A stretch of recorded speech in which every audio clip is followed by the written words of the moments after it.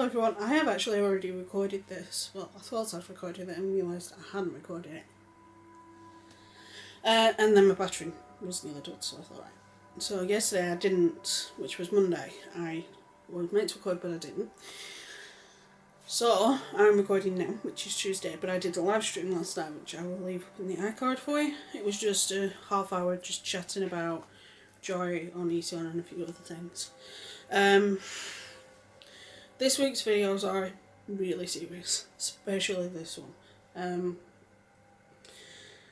I found out about this guy through Andy Worsky because he did a video on it, and it's a topic I've already talked about before, and people tried to come for me last time I talked about this topic, saying, no, I didn't know what I was on about, and I'm like, really? This is one topic I know more about than I'd care to know. Not because I was a victim, it's because, and this is where my degree comes in, I studied forensic science and criminology, and one of the things I was interested in studying and getting down to the nitty-gritty on is child abuse. All forms, including sexual, which this video relates to. So I can pretty much guarantee it's going to be demonetised, but I'm getting used to that at this point. The other two videos shouldn't get demonetised, although one might, because I'm going to criticise YouTube, but I'll get to that one in that video. Right, but I hinted at that in the live stream, so. Right, today we are talking about Amos Yee, and he's a vlogger from Singapore, I think he's originally from, and he got into trouble in Singapore because of views that he had about the late president. Just double check that he is from Singapore. Just double check.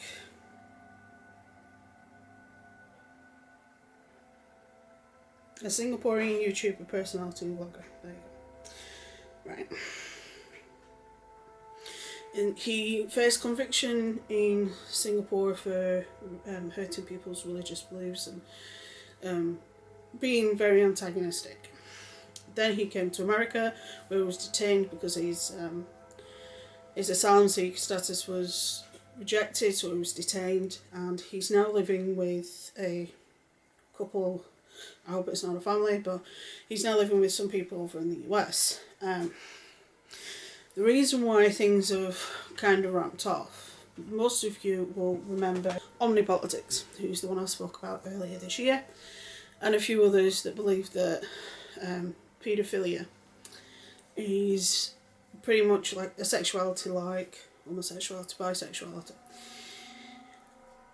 and that it's not damaging to a child. If you've watched the other video, you will know that I know for a fact that that is incorrect.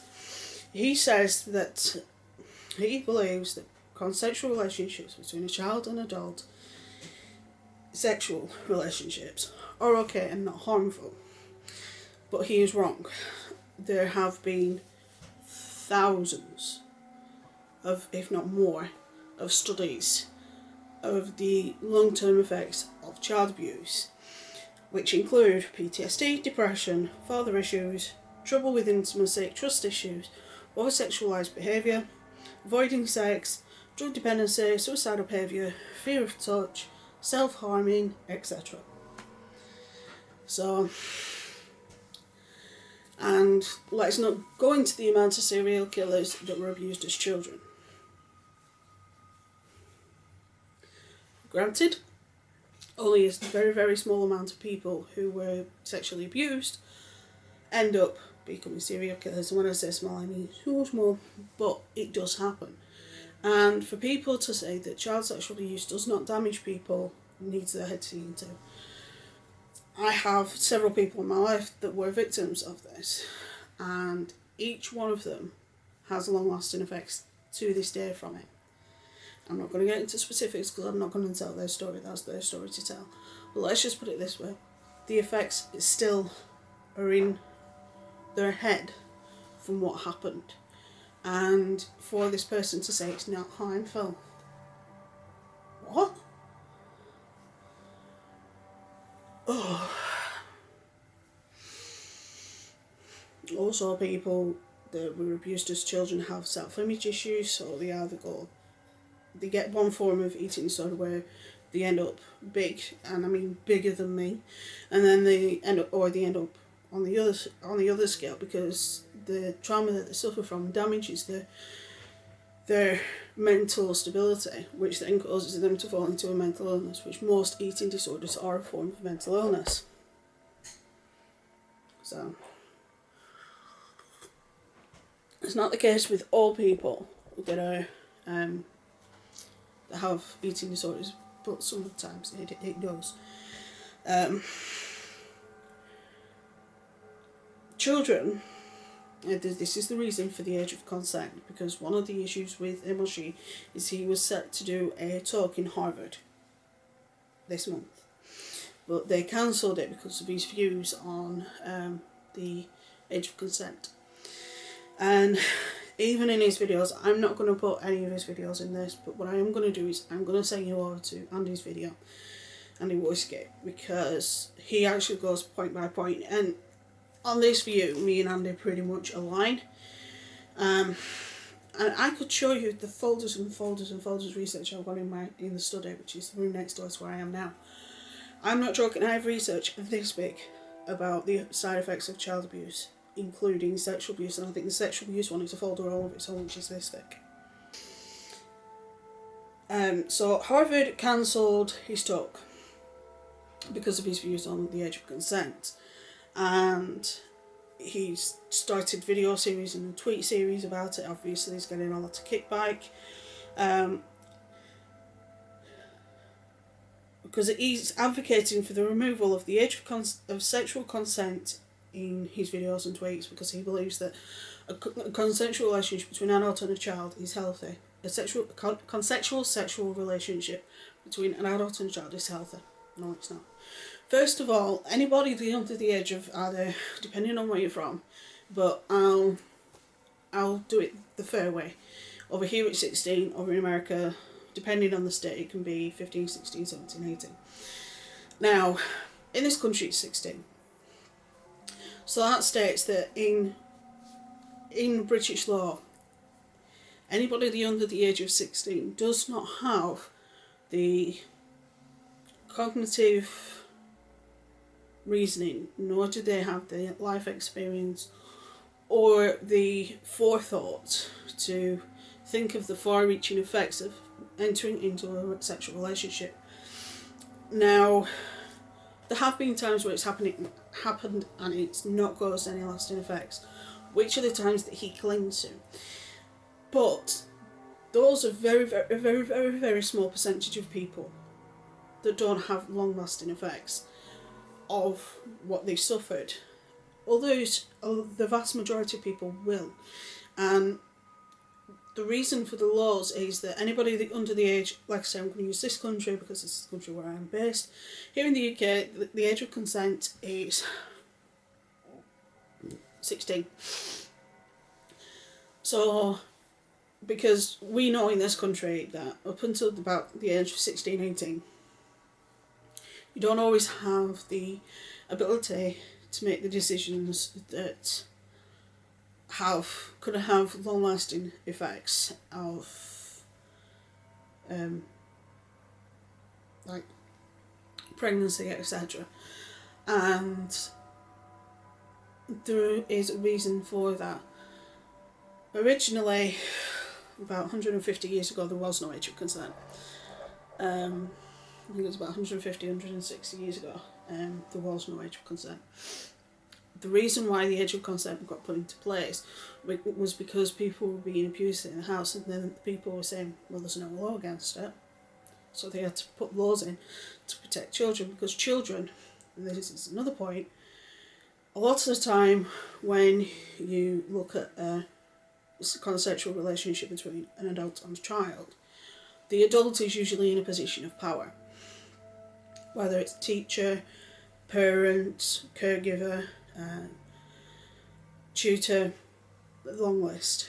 And the adult is usually the one that has the ability to say yes and no to certain things. The child is also testing boundaries. Now, when we are children, the way we learn is we learn by figuring out what's socially acceptable, and how we do that is we push boundaries. We push and we push and we push. And then when we get pushed back, we're like, right, okay, that's a boundary. And then that's what we do as children. That's how we develop. And for somebody to say that, well, the child touched my, what's it? And it's like, yeah, because it's trying to figure out where boundaries are. And it's down to the adult to say, no, you don't do that. That's no spot. Blah, blah, blah. For an adult to say, well, the child initiated it. Yeah, but you're in a position of power, so you stop them. Also, a lot of the time what will happen is, there are so many facets to this. I am literally trying to break it down to the bare bones. An adult and a child do not instantly go into a sexual relationship. There's usually what's a time of the relationship, which is called grooming, which is where the adult will test out whether or not the child will go running to mummy if they do certain things, or if, you know, will push and see if they get any pushback, and if they don't, they'll just keep going further and further and further. And some people, they're too scared to say anything, so they literally just clam up and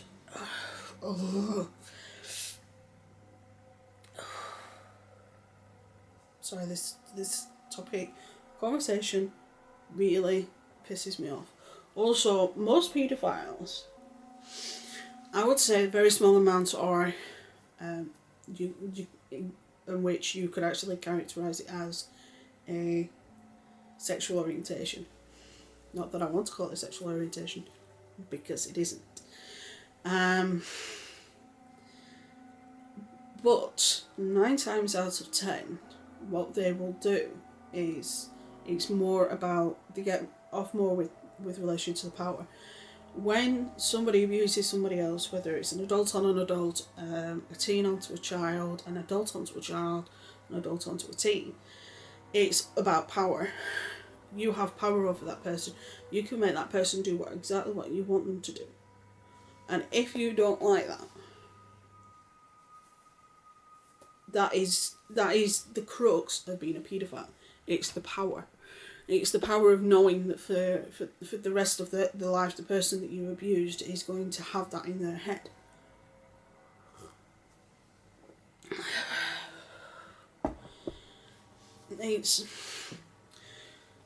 This is one topic. I even mentioned it last week in the forensics of the whole recent allegations thing. When it comes to children, the one thing you don't do is abuse children. And the one thing you don't do is impose your will and your wants onto a child. You don't do it. I'm sorry, but you don't. Children are meant to be protected, end of. And if you don't protect a child, that's a problem.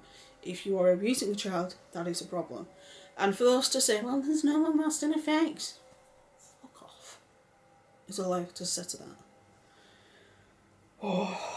What I'll do, before I upload this video, I will find several papers and I will put them underneath.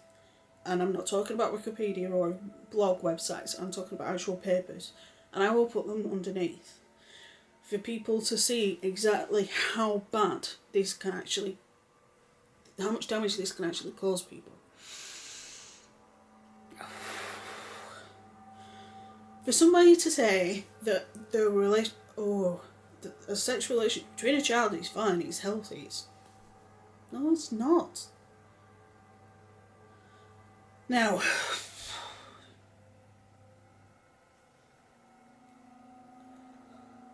there is speculation that this is an act and that this is fake because he is an actor. Or he's just doing it for attention or whatever. If that's the truth, then he's basically killed his entire reputation, because anybody with any right mind, if they even see a glimpse of any of these videos, they'd be like, see ya, because of what he says. if it isn't true, then if the people who he's staying with in the US see any of the videos about him and they have children in the house, I would kick him out because he's a risk. Whether he is a paedophile, we don't know. We don't know that information yet. What we do know is that he advocates for relationships between adults and children of a sexual nature.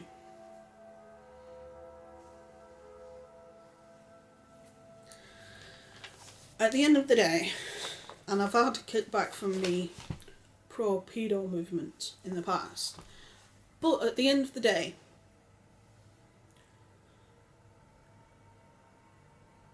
one or two stories of people that weren't affected by the abuse that they suffered, like Milo, for example. You know, I don't agree with everything he says. There's lots of things I don't agree with him on. But he said that he was in a sexual relationship with an adult when he was a teen, and that he didn't suffer any long-lasting effects, which is fine for him. But that isn't the case for everybody. And it isn't the case for most people. Most people will suffer from side effects and will do for the entirety of their lives. And for somebody like this guy who knows jack shit about anything to do with children or crimes of this nature, to say something like this is demented. It really is. Because the amount of studies that have happened, the amount of investigations that have happened, and the amount of people that have been damaged by this particular crime is far-reaching and highly upsetting for most people. I don't like the fact that this guy he's getting a lot of traction, so he's just getting, more and more outlandish, and that he's complaining because he's getting comments saying that he has, going off on him, and it's like, I'm surprised people are going off on you. Your whole shtick is that children and adults should be able to have a sexual relationship. No, they shouldn't. And like I said, I will put down in the description some of the studies on this particular topic, and I would greatly recommend you reading them. I will try and find the ones that have the least amount of graphic detail in them, because a lot of them don't. But one avenue I would say, although there are some things that they've done in the past, like 50 years ago, that I don't agree with them on. But the NSPCC, which is the National Society for Protection of Children,